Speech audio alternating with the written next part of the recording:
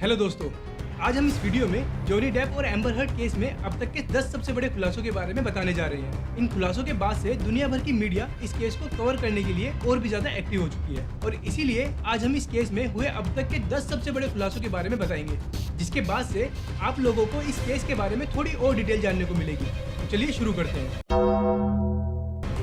Depp ने court में चल रहे ट्रायल के दौरान बताया कि मेरे और एम्बर के बीच चल रहे झगड़ों की वजह से मैं और भी ज्यादा ड्रग्स लेने लगा था और ये बात भी सच है कि मैं पहले से ही ड्रग्स लेता रहा हूँ, लेकिन हमारे झगड़े के बाद से ये बहुत ज्यादा हो रहा था। डेप ने कोर्ट में बताया कि 2014 में मैंने डेंटल सर्जरी करवाई थी, जिसकी वजह से मुझे काफी दर्द रहता था। तब मैं एम्बर के साथ बहामास के अपने प्राइवेट आइलैंड पर था और इस दर्द को ठीक करने के लिए मेडिसिन ले रहा था, लेकिन एम्बर ने मेरी सभी मेडिसिन मुझसे छीन ली और जिनके लिए मैंने रोते हुए इन मेडिसिन के लिए उससे भीख मांगी थी, लेकिन उसने मुझे मेडिसिन देने से साफ मना कर दिया था। Tears streaming down my face, begging another human being to please give me the meds that will take this away, and she would not. फरवरी 2015 में एंगेजमेंट और शादी के दौरान डेप और एम्बर एक दूसरे पर इस बड़े इवेंट में पार्टी में ड्रग्स यूज करने के लिए आरोप लगा रहे थे। एम्बर से पूछताछ में उन्होंने कोर्ट में बताया कि डेप पहले ही ड्रग्स ले चुके थे और फिर मेरे पिता के साथ भी उन्होंने ड्रग्स ली। हर्ड ने बताया कि मेरे पिता जॉनी की सिक्योरिटी के साथ और ड्रग्स लेने के लिए पार्टी के बीच में ही चले गए थे। My dad actually left with Johnny's security to go get more drugs. इसके बाद डेप ने कोर्ट में बताया कि शादी में हर्ड और उसके कुछ और लोगों ने MDMA ड्रग्स का यूज किया था। A number of people were taking MDMA. Depp ने बताया कि इस इवेंट पर उसके पास शराब का कोई रिकलेक्शन नहीं था, लेकिन मैंने marijuana स्मोक लिया हुआ था। डेप ने बताया कि उनकी बेटी लिली रोज पार्टी में नहीं थी क्योंकि उसकी हर्ड से नहीं बनती थी। After the wedding, it was like dinner, dancing, and drugs on the schedule. Depp को शादी के बाद से ही एम्बर हर्ड पर शक था कि उसका अफेयर एलन मस्क और जेम्स फ्रैंको के साथ चल रहा है। हालांकि एलन मस्क ने एम्बर के साथ अपने अफेयर को झूठा बताया। एलेजेंड्रो रोमेरो ने बताया कि एलन मस्क अक्सर जॉनी डेप की गैर मौजूदगी में यहाँ आया करते थे।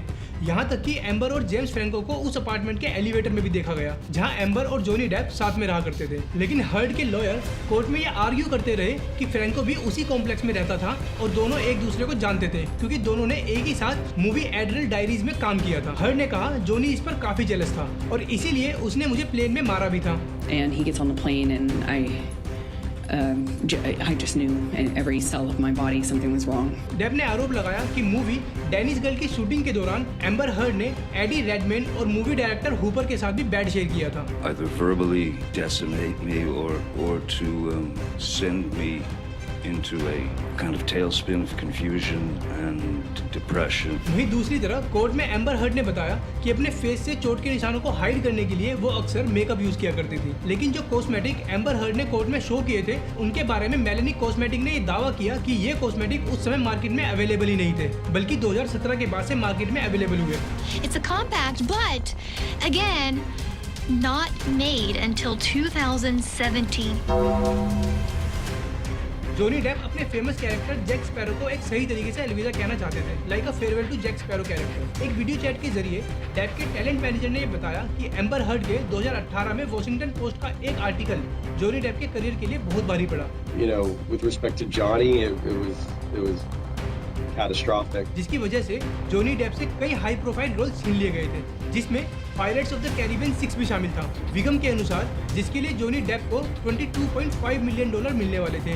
डेप ने बताया कि मेरे खिलाफ एम्बर हर्ड के 2018 वॉशिंगटन पोस्ट के आर्टिकल के ठीक बाद डिज्नी ने मुझे Pirates of the Caribbean franchise से बाहर निकाल दिया था, लेकिन मुझे इस बात का बेहद दुख है कि मैं अपने जैक स्पैरो कैरेक्टर को एक प्रॉपर गुड बाय नहीं बोल सका। My feeling was that these characters should be able to have their proper goodbye. Court में जब डेप से पूछा गया कि अगर उन्हें Pirates of the Caribbean franchise में फिर से चांस दिया जाए और उन्हें $300 मिलियन इसके लिए ऑफर किए जाए तो क्या आप वापस जाएंगे? Mr. Depp, if Disney came to you with $300 million and a million alpacas, nothing on this earth would get you to go back and work with Disney on a Pirates of the Caribbean film.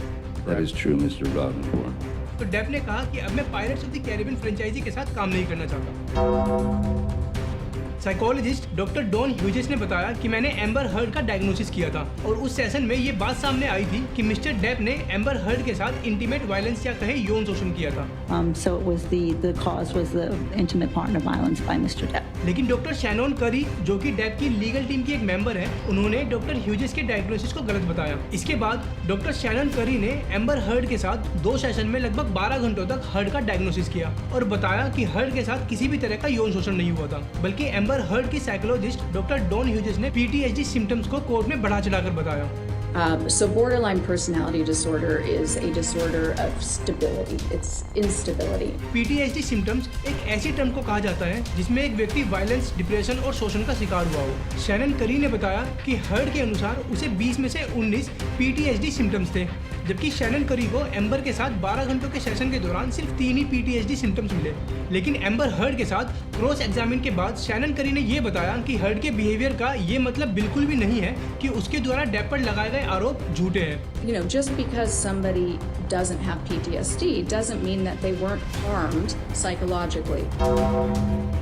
Depp ने अपनी एक film Edward सीजरहैंड की co-star के साथ 1989 और 1993 के बीच dating की, जिसके बाद डेप ने अपने हाथ पर विनोना फॉरएवर नाम से एक टैटू करवाया था। लेकिन दोनों के अलग हो जाने के बाद डेप ने इस टैटू को वाइनो फॉरएवर करवा दिया।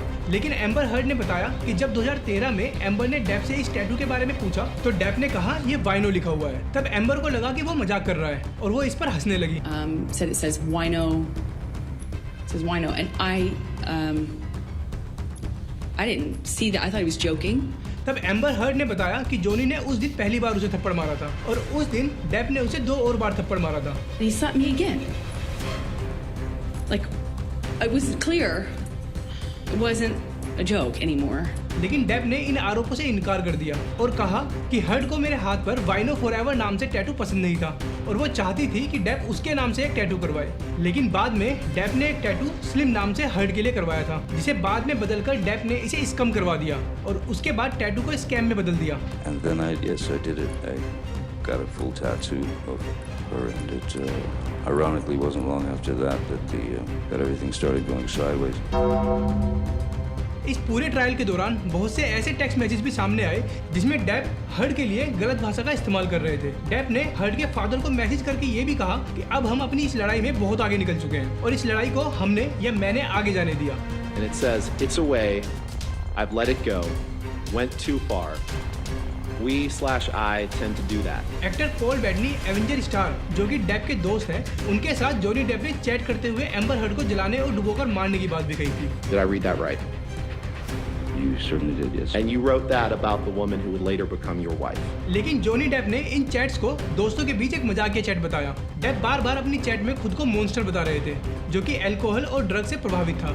Again, the monster referring to alcohol and substances. लेकिन मॉन्स्टर के और बहुत से मतलब होते हैं और बाद में डेप ने यह भी बताया कि यहाँ मॉन्स्टर से मतलब संयम रखने वाला एक व्यक्ति से है।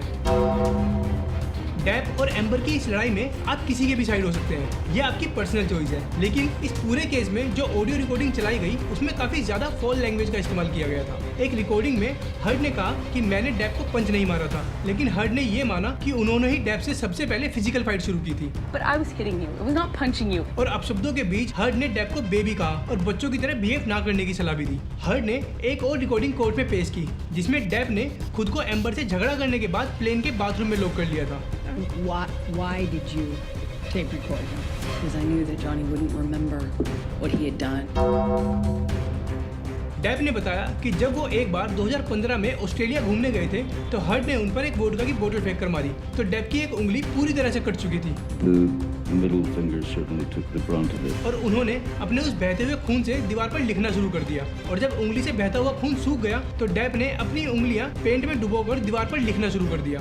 It wasn't just makeup from pirates that was on your hand, it was paint that you had dipped your middle finger into. Like I could see where he had clearly run out of blood or wasn't bleeding. लेकिन जब amber heard से इस बारे में पूछा गया तो उन्होंने कहा कि ऑस्ट्रेलिया में डेप ने मुझे लीकर बोतल से सेक्सुअल असोल्ट किया था।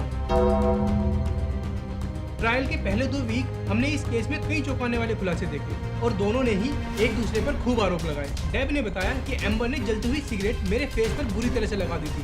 Stomped it out in my face here. इस कपल को जानने वाले लोगों ने भी ये बताया कि हर्ड अक्सर डेप को पंच किया करती थी और उस पर थूक भी दिया करती थी और एक बार तो एम्बर हर्ड ने बेड पर डेप के सोने वाली जगह पर पोटी भी कर दी थी।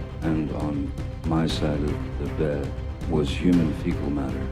इसके बाद हर्ड ने कहा कि डेप अक्सर उन्हें मारा करता था और मुझे लिकर बोतल से भी सेक्सुअल असोल्ट किया करता था, लेकिन डेप ने इन सभी आरोपों को झूठा बताया। For all intents and purposes, I was just done. अब ये तो आने वाला समय बताएगा कि कोर्ट किसकी बातों पर ज्यादा बिलीव करता है। इस केस के बारे में और अपडेट्स के लिए please subscribe to this channel. मिलते हैं नेक्स्ट वीडियो में।